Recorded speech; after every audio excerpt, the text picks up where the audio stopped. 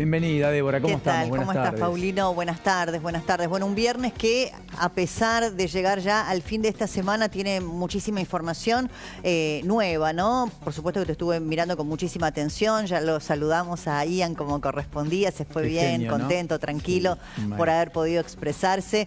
Así que nos alegramos por eso, sobre todo porque, bueno, esa tensión que vivió la pudo tramitar perfectamente bien y se fue aliviado. Y eso es muy importante. Cómo enseñan esas cosas, ¿viste? Te despabilan y te sacan, sí, ¿no? seguro, de tu microclima, de tu zona de confort. Es extraordinario. Está lindo. Nos sentimos a buenas cuando hacemos esas cosas, ¿no? Sí. Y sobre todo, bueno, eso, ¿no? Porque estamos hablando de un menor, estamos hablando de alguien que además tiene sus particularidades y se fue bien, así que eso lo queremos contar porque nos reconfortó a todos, ¿no? Se fue comiendo algo dulce, y reconfortado de haber podido expresarse, y eso vale mucho. Totalmente. Y luego, bueno, digo que es un viernes que tiene mucho porque la vuelta de tuerca de la causa de la ruta del dinero K, que ayer nos sorprendió con la decisión de la Corte ya de dejar en firme la condena para Lázaro Báez, su hijo y los otros imputados, y que el lunes, como lo contó recién Lourdes Marchese, se tienen que presentar ya para quedar detenidos, ¿no? El resto de los condenados, entre ellos el ex marido de Ileana Calabró. Rossi, ¿no? Fabián Rossi. De modo que, bueno, y hay que computar el tiempo que pasaron en prisión algunos de ellos y si todavía les queda pena por cumplir. Veremos qué pasa con los que tienen alguna particularidad propia de la edad o de la situación de salud, si pueden pedir la domiciliaria.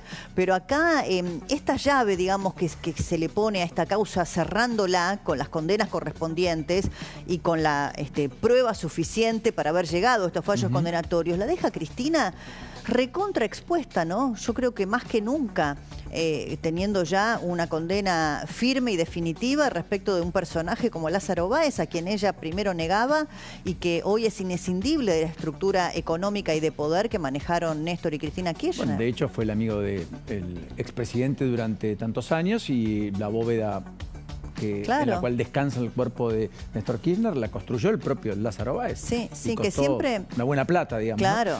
¿No? Y efectivamente lo hizo en retribución a su amigo, con quien efectivamente además creció patrimonialmente de manera exponencial e increíblemente. Increíble. Yo siempre recuerdo, porque a veces uno... parece una información que se reitera, pero creo que nunca está de más y a veces el tiempo hace que olvidemos que este señor Lázaro Báez, que terminó siendo socio de los Kirchner, era un simple empleado bancario en la provincia de Santa Cruz.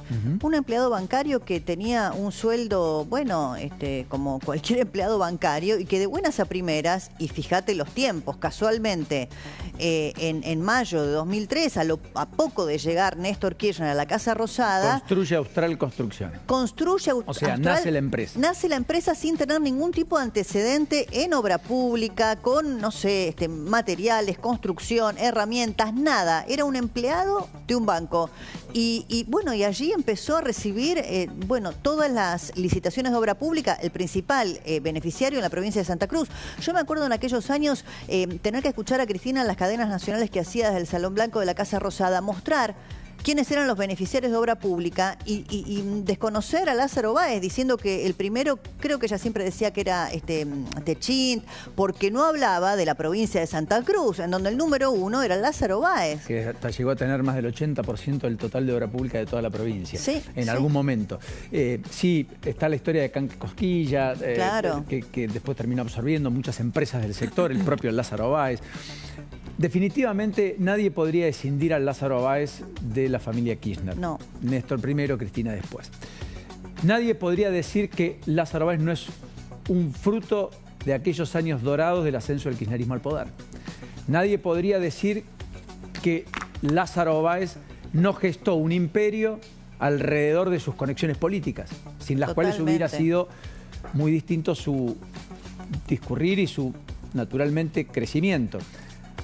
Con lo cual, confirmado todo ese procedimiento que lo conocemos como la ruta del dinero K, producido en épocas y tiempos de la administración del kirchnerismo, como bien marcás, todo empieza a acercarse sobre la ex presidente, sobre quien está viva de aquellos dos que administraron durante más de 12 años el país. En la causa paralela, que es la de vialidad, porque acá en la ruta del dinero K, Casanelo extrañamente la corre a Cristina. La escinde, correcto. Claro, lo que pasa es que ayer me llamaba la atención también volver a escuchar a Fariña, que decía, bueno, estos 600 millones de dólares que están en la causa que termina ya con condenas definitivas y sin ninguna instancia de apelación, la ruta del dinero K, fue lavado de dinero, fue Lázaro Báez y el kirchnerismo, es solo una muestra, o sea, es un botón de muestra porque fue durante un periodo acotado de tiempo y es lo que se pudo probar. Entonces, Fariña, que era el que contaba el dinero, el que participó de varias de estas maniobras, condenado también, decía, esto es un botón de muestra, es mucho, mucho más. Y es, bueno, la sociedad entre los Kirchner y Báez, o sea, Báez era el testaferro, digamos, la fortuna, sino cómo se explican los 5 millones de dólares en la Caja de Seguridad de Florencia y tantas otras situaciones que exponen, ¿no?, patrimonialmente a los Kirchner. Sí, porque además recibían además un salario. Yo creo definitivamente que es un capítulo muy importante que alumbra una matriz que Argentina debe dejar atrás. Ahora, lo que no implica que vos no puedas hacer con transparencia y con eficiencia obra pública. Claro, por supuesto, son dos cosas absolutamente los puentes, distintas. Sí. ¿no?, los diques, totalmente, las obras de canalización más importantes, las rutas troncales, requieren de la impronta de la obra pública como tal, entendida como un aporte del Gobierno Nacional. Después puede ser con un mecanismo distinto, participación público-privado, puede ser con un esquema de concesión, de licitación. Ahí Neuquén está licitando muchas rutas, las troncales, básicamente las centrales para el petróleo. Bueno, el método, la forma, la podemos discutir. Lo que no podemos discutir es que no sea necesario toda esa estructura puesta al servicio de una logística y de una competitividad sistémica de la cual habla tanto el gobierno. Totalmente, Paulino. Que no impacta. Hasta si querés mirarlo desde el punto de vista egoísta de la cuestión, sin pensar en la accidentología vial y en las vidas que podés salvar, hasta como proyección económica para la Argentina, la productividad y las inversiones extranjeras llegarán en la medida que la Argentina tenga una infraestructura adecuada.